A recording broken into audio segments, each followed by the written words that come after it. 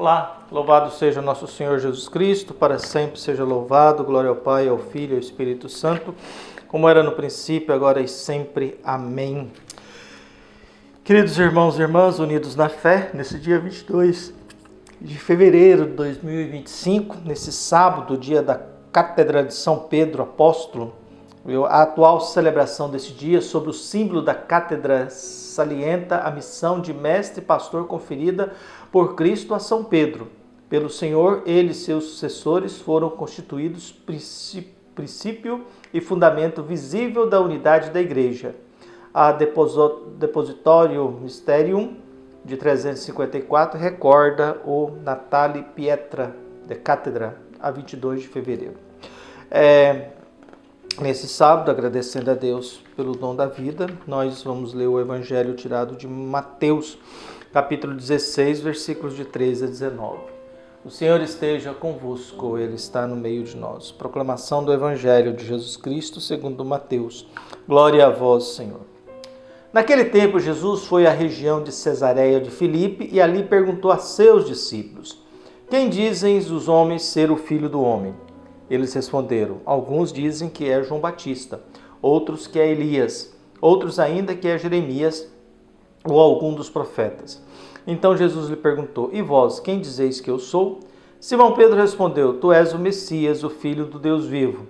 Respondendo, Jesus lhe disse: Feliz és tu, Simão, filho de Jonas, porque não foi um ser humano que te revelou isso, mas o meu Pai que está nos céus. Por isso eu te digo que tu és Pedro, e sobre esta pedra construirei a minha igreja, e o poder do inferno nunca poderá vencê-la. Eu te darei as chaves do reino dos céus, e tudo o que tu ligares na terra será ligado nos céus, e tudo o que tu desligares na terra será desligado nos céus. Palavra da salvação. Glória a vós, Senhor.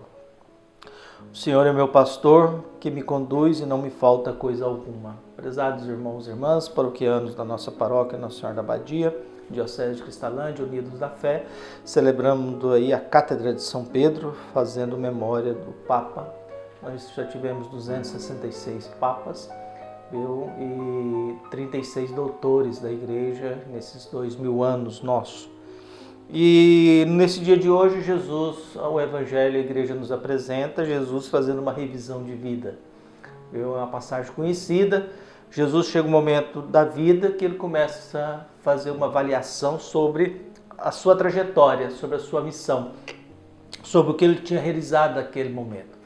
Nós sabemos que a missão pública de Jesus foi muito curta, viu? Talvez 1 ano e meio, no máximo 3, que Jesus viveu publicamente, falando, ensinando e anunciando o reino de Deus, o mundo de Deus, viu? Se preparando e preparando os discípulos para a ressurreição, para o encontro, a experiência da ressurreição, que é o momento em que Deus resolve o problema da morte, dizendo para nós que quem persevera acreditando em Jesus e acreditando na obra de Deus, cuidando da vida e cuidando do mundo que Deus nos dá, esse terá vida após a morte.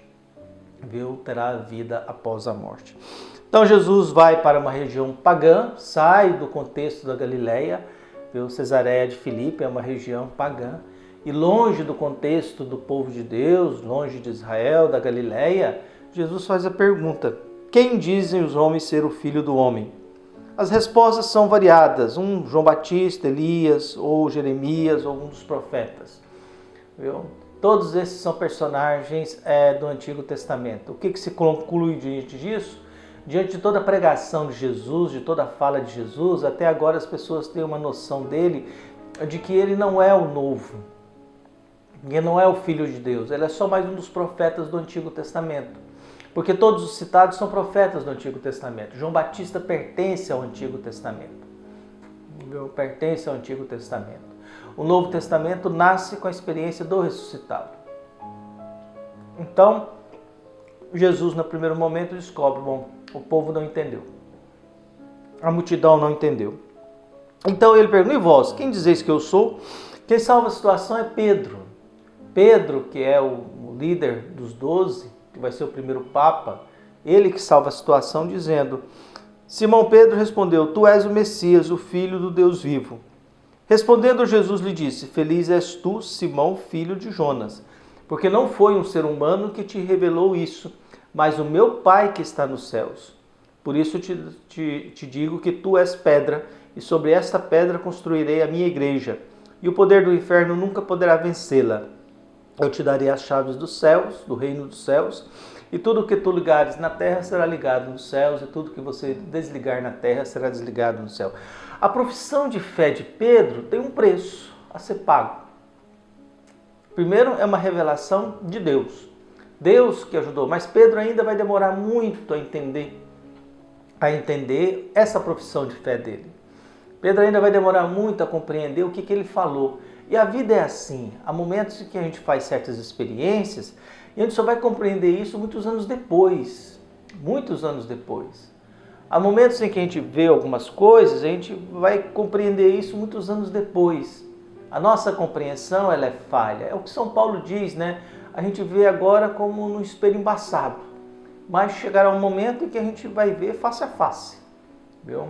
A gente vai ver face a face. Então tudo ainda é meio confuso, meio embaçado, meio desnorteado, inseguro, incerto.